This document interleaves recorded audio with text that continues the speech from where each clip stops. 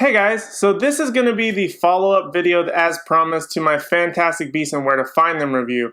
Now I didn't want to spoil some stuff in that review, so basically that's what I'm going to be talking about here. I don't want to call this a spoiler review because that's really not what it is. It's just basically some things about the movie or things that happen in the movie that I feel like I need to talk about more, as well as a question that I had at the end of the film. So let's start off with some of the things that I hinted at in my review. First off being the topic of Jacob Kowalski, the No-Maj, played by Dan Fogler. Now, as I said in my review, Dan Fogler's character was hands down my favorite character of the entire film. Kowalski was the best thing, at least character-wise, of Fantastic Beasts and Where to Find Them. I absolutely loved his character. But where they left it really frustrated me. So basically what happens is, I'm hoping you've seen the movie to be able to be watching this video, but he got his memory wiped along with the rest of the No-Majs or Muggles as a result of like the rain falling down from the Thunderbird so that they wouldn't remember what had happened with like the Obscurial. It's kind of complicated to explain, but if you saw it, you know. But his memory got wiped as well. He went out voluntarily so that no one would discover the information about the magic community, that everyone was freaked out that a Muggle had known about their community for so long and not had his memory wiped. Now, I do think that it was an extremely bold decision to have Jacob's memories wiped. It was extremely noble for him to go out into the rain and have his memory wiped, but it's frustrating on two levels. Number one, why did he need to get his memory wiped? Why didn't they just sort of acknowledge that some Muggles have to know about the magical community? If you think about it, even going back to the Harry Potter films and books, Hermione's parents are Muggles, so clearly they know that she is a witch or wizards exist and this whole universe exists. So there has to be some sort of extent of Muggle community that knows about the wizarding world. Why is it so important that Kowalski's memory is wiped even though he has so much access to this information? Maybe they're worried that he might get turned with like a bad wizard like Grindelwald. I'm not entirely sure, but it just was kind of a poor decision in my opinion. Number two, it was obviously very emotional, and I think that's what they kind of pivoted on. But the fact that he could sort of remember some things about the Fantastic Beasts, his pastry shop in the end has a lot of his pastries are shaped like the Fantastic Beasts that we've seen throughout the runtime of the movie. And then Queenie shows up and sort of smiles at him. He smiles back at her and touches the spot on his neck where he got bit earlier in the film. So that kind of leads me to ask, does he remember some things? Did the potion not necessarily work? Because when he went out into that magical rain, whatever you want to call it, I was really hoping that they would either put a spell on him so that maybe he would be able to retain his memories, or maybe even like he had some deep-seated sort of connection to the magical community that no one really knew about. Like maybe even like in the sense that he was a squib, or he just didn't have access to certain magical powers. Something related to that, just as a little twist, but they never really did it, even though I kept waiting for it. And what's really frustrating, I think, the most is that we're going to have to wait 2 years until the sequel. Now, Dan Fogler is going to be in the sequel to Fantastic Beasts and Where to Find Them, which is set to come out in 2018. And I'm not sure what I'm supposed to do with 2 years. I mean, what is this, Sherlock? Like, I have to wait 2 years to try and figure out what's going to happen with this story. And what's frustrating on top of that is that now we have to wait for those 2 years without any knowing of what might happen. For example, with the Harry Potter books, if it was a year or two before the next film, we didn't have to worry because we could have the reading material, the books to fall back on, to find out what happens in the story and continue the story at home. But here we don't have any book to base it off of, so we just have to sit and wait, and it's really frustrating, especially when it revolves around a character that I like so much in this film. I want to be a wizard. Topic number two that I wanted to talk about revolves around Colin Farrell's character of Graves. Now, Graves is what's called an or basically a magical sort of investigator that is meant to keep the magic community separate from the No-Maj and Muggle community. He's supposed to investigate strange happenings, make sure that Muggles don't become exposed or know about the magical community. And as I said in my review, his character very much put me off. I couldn't quite figure out if I should like him or not like him. Reason being is because, number one, he works for the American wizarding government, the MACUSA. But on the other side, there's certain things that he says and sort of has this eerie darkness about him that I couldn't quite figure out. But in preparing for that review, which you can find a link for at the end of this video, that I figured out what sort of he was by watching the trailers again and getting ready for that review. And basically all signs pointed to Graves being bad. For instance, in the trailers, Graves has several lines which lead us to this conclusion, several of which being whether in voiceover or in actual scenes, he says things like this. We've lived in the shadows for too long. I refuse to bow down any longer. And the kicker, I ask all of you, who does this protect? Us or them? Now this last one is the kicker for two reasons. Number one being it comes from a wizard in position of authority in the American wizarding government, where he's questioning whether he should be doing something for the wizarding community or if it's something that protects the muggle and no-mage community. The second thing being leading into my next topic. And the next topic being that Colin Farrell's character of Graves is actually Gellert Grindelwald, who is portrayed by none other than Johnny Depp. Now, this was quite a surprise. However, the internet kind of ruined it for me because it was announced several days right around the premiere, maybe even a couple days before, that Johnny Depp would be playing Grindelwald in the future. So as soon as they started saying Grindelwald on Fantastic Beasts and Where to Find Them, it automatically clicked that I'm going to be looking for Johnny Depp.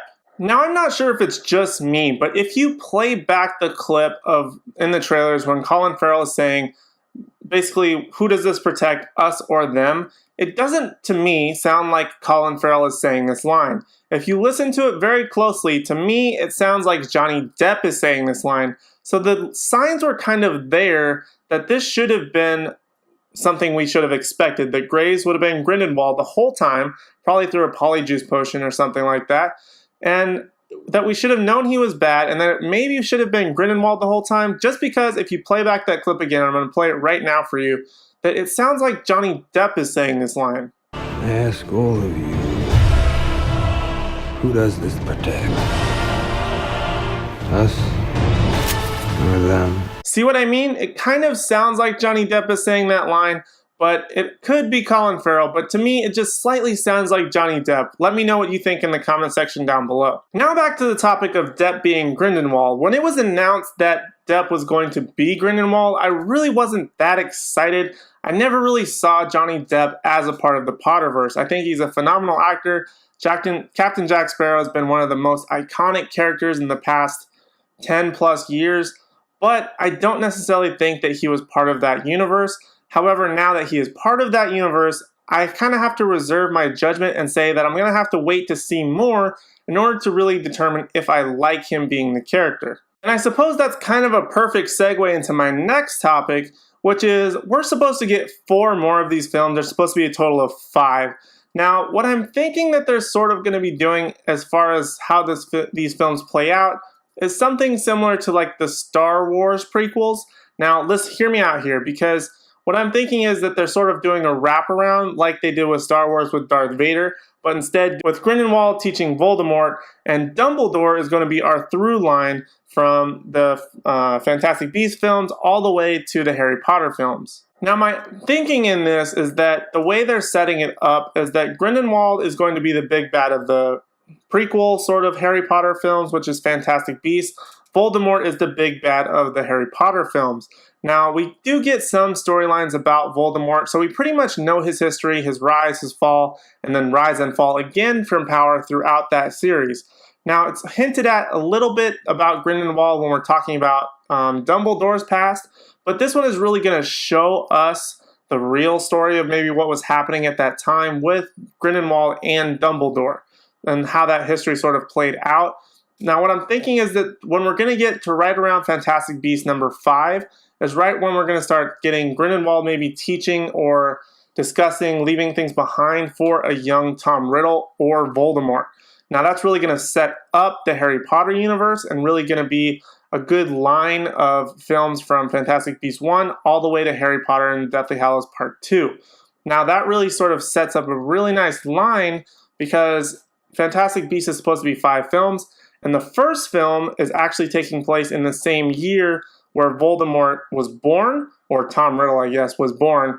And obviously we're going to end with Deathly Hallows Part 2, when Voldemort dies. So it really sets up the entire span of Voldemort. However, Grindelwald is going to have to be the influence for Voldemort's rise to power. Now for the final topic of conversation that I had while leaving the theater, and that's the big question that I had on my mind: why was Harry not an Obscurial? So to quickly recap, an Obscurious is a dark parasitical magical force. An Obscurial is a young Witcher wizard who develops the Obscurious by suppressing their magic either physically or psychologically. It is said in Fantastic Beasts and Where to Find Them that an Obscurial never lives past the age of 10. However, Newt does have an Obscurious in his case, inside of his magical case, with all the rest of the beasts, which has been speculated to be Ariana Dumbledore's. However, that has not been confirmed or denied. It's discovered in Fantastic Beasts that it is actually an Obscurious that's wreaking havoc on New York rather than a Fantastic Beast,